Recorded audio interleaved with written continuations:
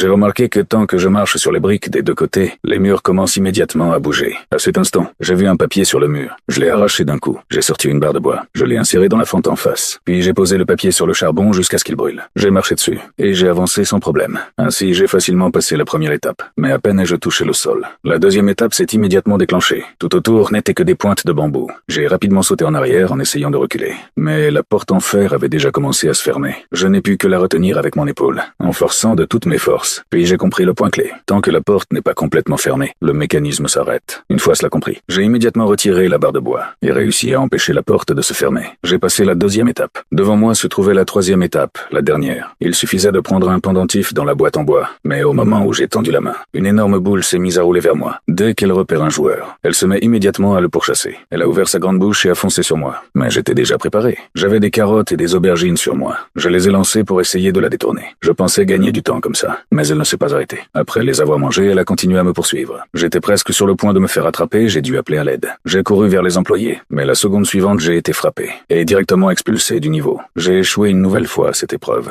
Je n'ai pu qu'attendre la prochaine chance. Mais à cet instant, une idée m'est soudain venue. J'étais certain que cette fois-ci, je réussirais l'épreuve.